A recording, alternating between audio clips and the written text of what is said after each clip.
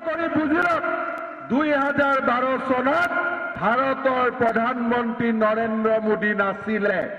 2020 চনত ভাৰতৰ প্ৰধানমন্ত্ৰী নৰেন্দ্ৰ মোদী পাকিস্তানে ইয়াতে আতংকবাদী পঠালে মোদীয়ে পাকিস্তানত বম লগাই দিয়ে আৰু প্ৰদীপ ব্ৰহ্ম কোন হয় ৰবিৰাম নাৰ্জাৰী কোন হয় আপোনালোকে নিজে এবাৰ চিন্তা কৰক এইবিলাক কথা নহব কোনো মানুহৰ ওপৰত অত্যাচাৰ নহব বিটিচিত সকলো নাগৰিকে সমান অধিকাৰ পাব লাগিব মোৰ মাটি মই যদি বিক্ৰী কৰো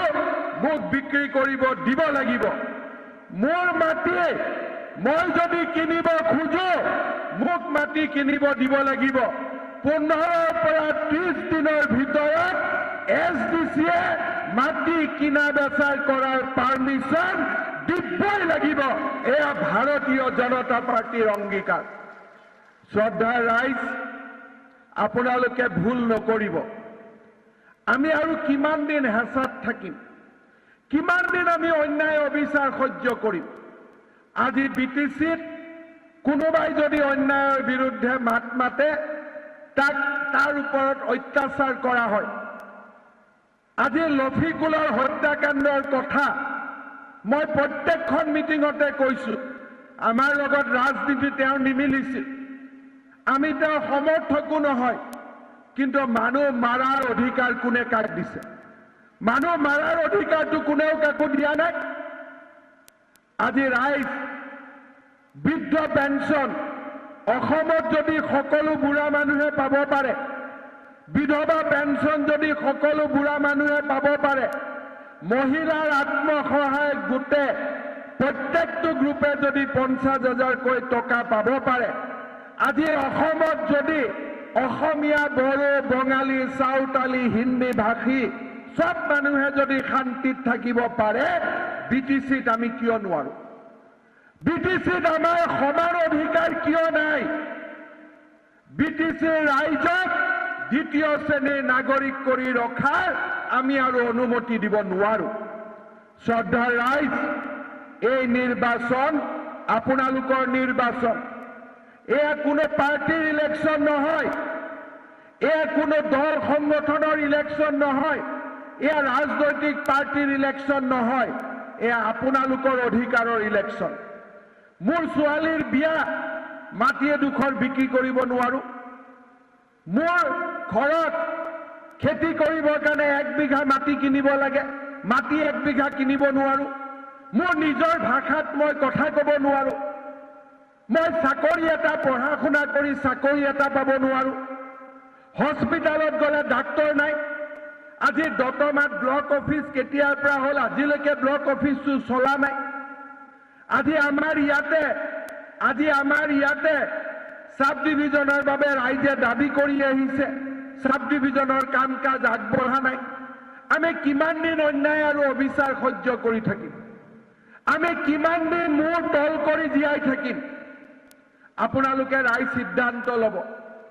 মূৰ তল কৰি ভয়ত জীয়াই কিমান দিন থাকিম আপোনালোকে সিদ্ধান্ত ল'ব নৰেন্দ্ৰ মোদী চৰকাৰৰ দিনতো যদি আমি ভয়ত জীয়াই থাকিব লাগে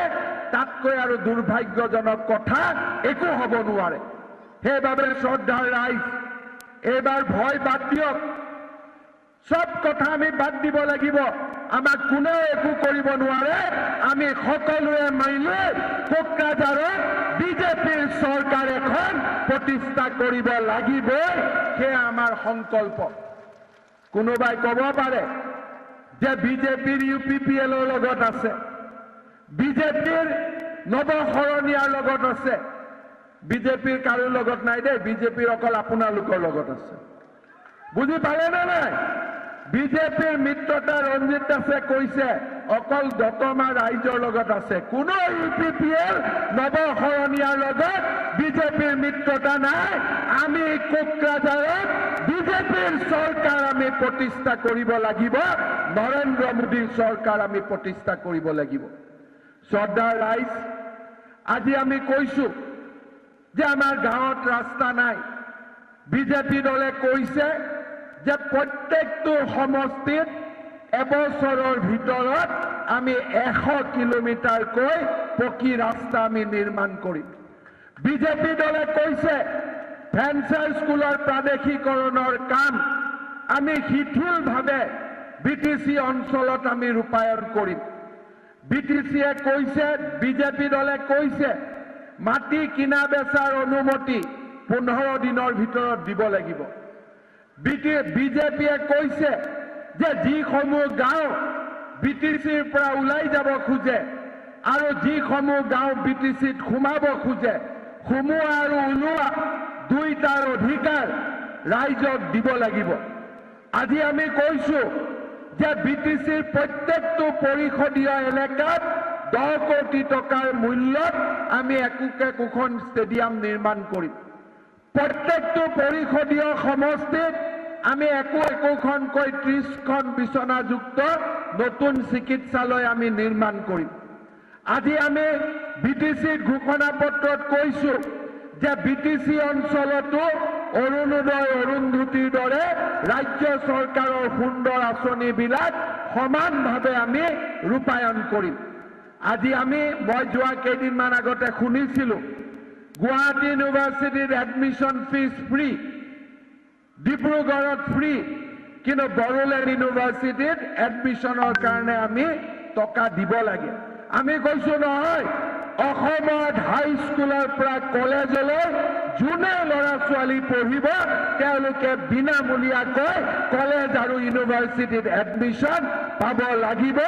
এয়া ভাৰতীয় জনতা পাৰ্টিৰ অংগীকাৰ। শ্ৰদ্ধাৰ ৰাইজ, ভাৰতীয় জনতা পাৰ্টিয়ে অন্ধকাৰৰ কলীয়া ডাৱৰ অতৰাই বিজেপিৰ চৰকাৰৰ জৰিয়তে বিটিচি অঞ্চলত এক নতুন উন্নয়নৰ পৰিৱেশ আনিব খোজে। এবাৰ নহয়, দুবাৰ নহয়, 3বাৰকৈ আজি বিটিচিত BPF দলে শাসন চলালে, কিন্তু তাৰ পিছতো আজি বিটিচিত সামান্য উন্নতি নহল। বিটিচিত মেডিকেল কলেজ ৰাজ্য চৰকাৰে বনালে, বড়োলেণ্ড ইউনিভাৰ্চিটি ৰাজ্য চৰকাৰে বনালে, প্লেনেটৰিয়াম ৰাজ্য চৰকাৰে বনালে। বিটিচি চৰকাৰে ৰাইজৰ বাবে কোনো কামকেই নকৰিল। আৰু সেইবাবে আমি কৈছো যে তেনেকে নহব। আজি BPF দলে নিৰ্বাচনৰ আগত আমাক কৰবাত খানা খুৱাব, আমাক কৰবাত ধমকি দিব আৰু তাৰ পিছত ভোট লৈ পেলাই 5 বছৰ আমাকে লুটি পুটি খাব। এনেকুৱা ৰাজনীতি আৰু নহব। সেইকাৰণে যোৱা 3 দিন আগত নেকি তামুলপুৰত মিটিং হৈছিল, তাতে মই মিটিঙত কৈছো BPF-এ খানা টানা খোৱালে খাই ল'ব, টকা পইচা দিলেও লৈ ল'ব, কাৰণ আপোনালোকৰে টকা পইচা, কিন্তু ভোট নাঙলত নহব। নাঙল এইবাৰ মিউজিয়ামত আমি পঠাব লাগিব। ঠিক আছে নহয়? ভোট নাঙলত নহব, নাঙল এইবাৰ মিউজিয়ামত যাব লাগিব। এইটোৱে হৈছে এইবাৰৰ ইলেকশ্যনৰ মন্ত্ৰ, এইটোৱে হৈছে এইবাৰ ইলেকশ্যনৰ মহামন্ত্ৰ। শ্ৰদ্ধাৰ ৰাইজ, এইবাৰ আমি কৈছো যে বিজেপিৰ চৰকাৰ হোৱাৰ লগে লগে VCDCৰ ব্যৱস্থা আমি বন্ধ কৰি দিম। তাৰ পৰিৱৰ্তে প্ৰত্যেক পঞ্চায়তত আমি ইলেকশ্যন কৰিম আৰু পঞ্চায়ত ব্যৱস্থা আমি প্ৰৱৰ্তন কৰিম। ৰাইজ, আপোনালোকে কওক, VCDC লাগে নে নালাগে? VCDC লাগে নে নালাগে? আমি VCDCৰ জাগাত আমি পঞ্চায়ত ব্যৱস্থা বিটিচিত প্ৰৱৰ্তন কৰিম, যাতে ৰাইজে নিজৰ অধিকাৰ নিজে সাব্যস্ত কৰিব পাৰে। আমাক এনেকুৱা VCDC নালাগে, ৰাতিপুৱা ভাঙি দিয়ে, ৰাতি বনাই দিয়ে, তেনেকুৱা VCDC আমাক নালাগে। 5 বছৰৰ কাৰণে আমাক পঞ্চায়তৰ ব্যৱস্থা লাগে, যাতে গাঁৱৰ ৰাইজে নিজৰ অধিকাৰ নিজে পাব পাৰে।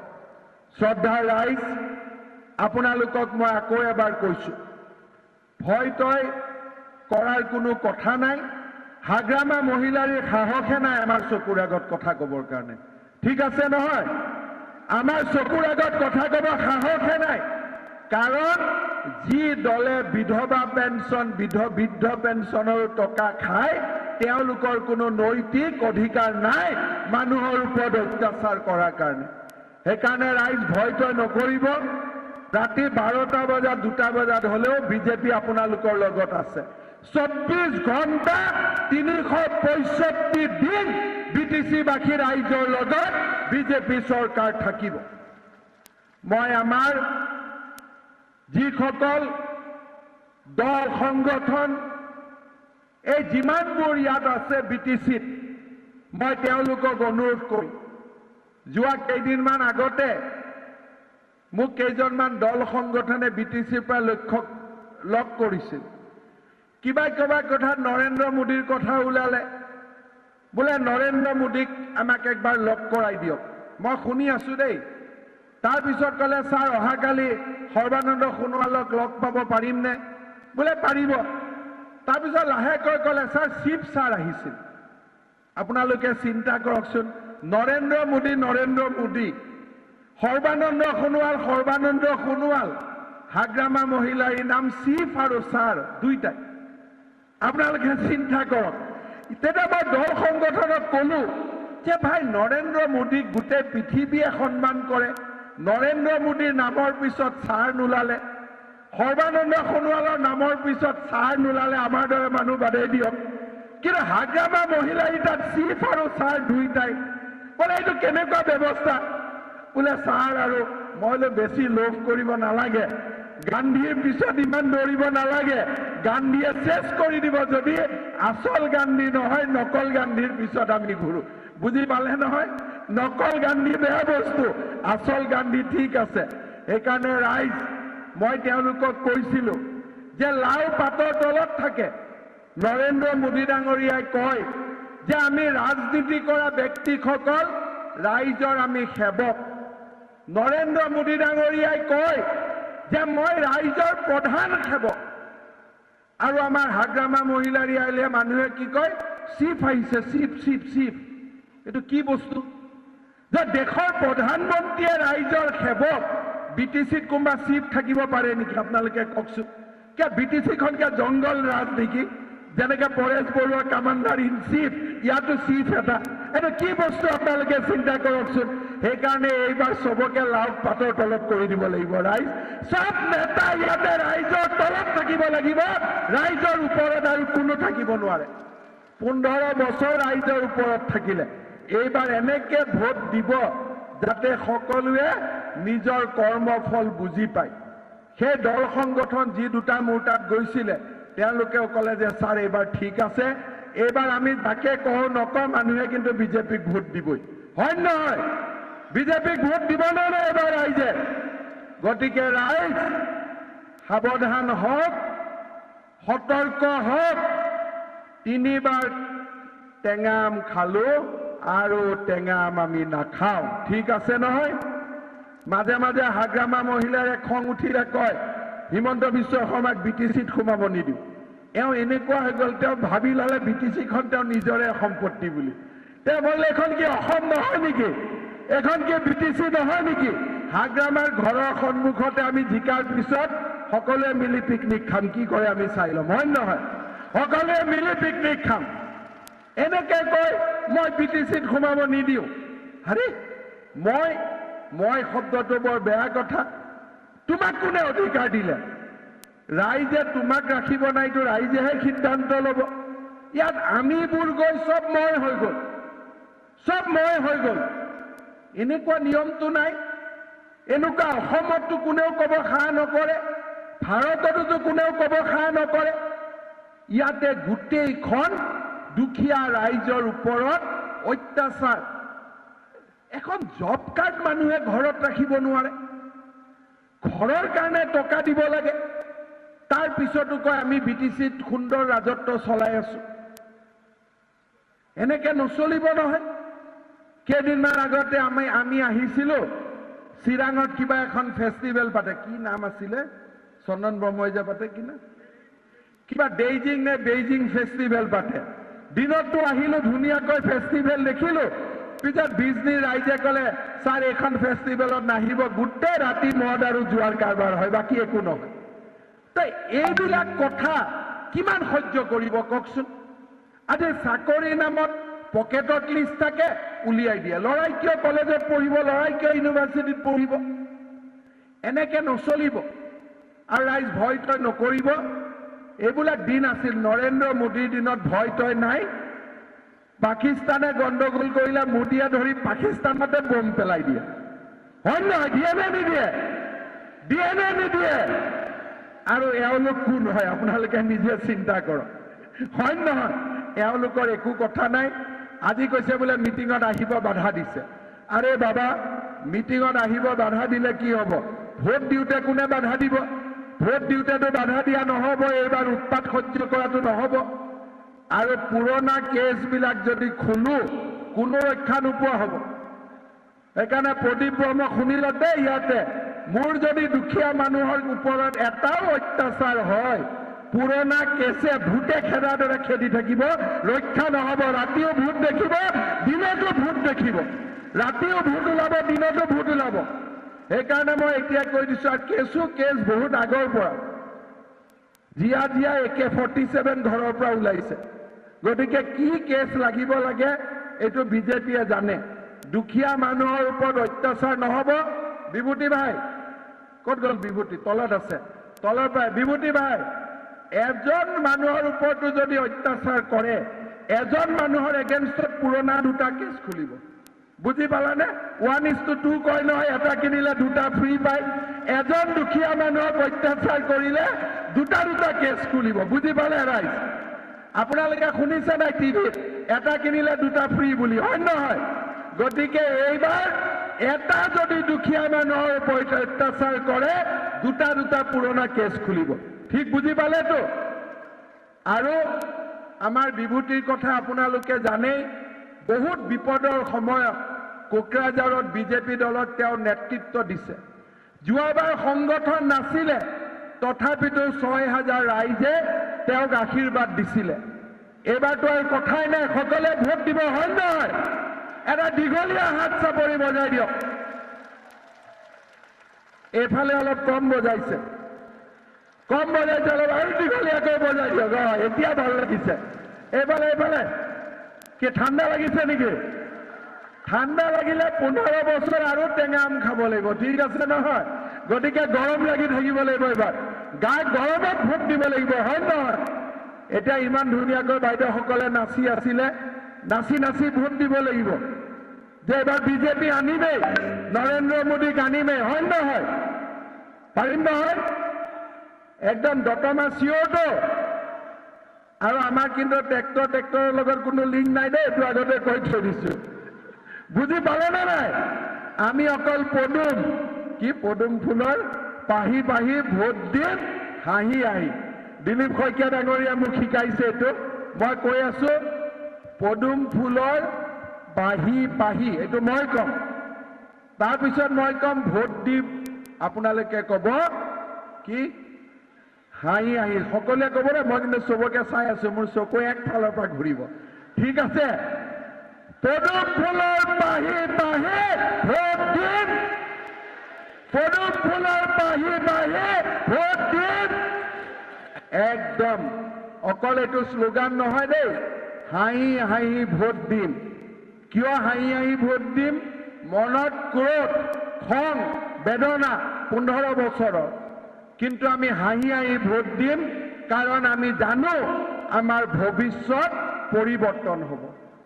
মনত খং আছে মনত ক্ৰোধ আছে মনত বেদনা আছে কিন্তু আমি জানো যে আৰু মাত্ৰ 7 দিনৰ পিছত সেই ক্ষোভ খং বেদনা আমাৰ নোহোৱা হ'ব বিটিচিৰ আকাশত সূৰ্যৰ নতুন পোহৰ আহিব সেই কথা আমি জানো আৰু সেই কাৰণে আমি ভোট হাঁহি দিম পৰিৱৰ্তনৰ কাৰণে দিম ভাৰতীয় জনতা পাৰ্টিৰ কাৰণে দিম ঠিক আছে নাই চবে আছে নাই কি বাবা কিছু একটা থাকতে হবে ঠিক আছে না ঠিক আছে না নাই ঠিক আছে আর ভাগিন কেটে হাত ডাঙক ঠিক আছে না নাই চাও ইয়াতে মামা বুলি কোৱা কিমান আছে হাত ডাঙক ভাগিন কিমান আছে তেতিয়াহ'লে আৰু বেছি হ'ব লাগিব মোৰ লগত একেলগে কওক ভাৰত মাতা কি भारत माता के भारत माता के वंदे वंदे वंदे ঠিক আছে বিভূতি ভাই তুমি জিকি গলা ৰাইজৰ আশীৰ্বাদ লোৱা এটা ঠিক আছে বহুত বহুত ধন্যবাদ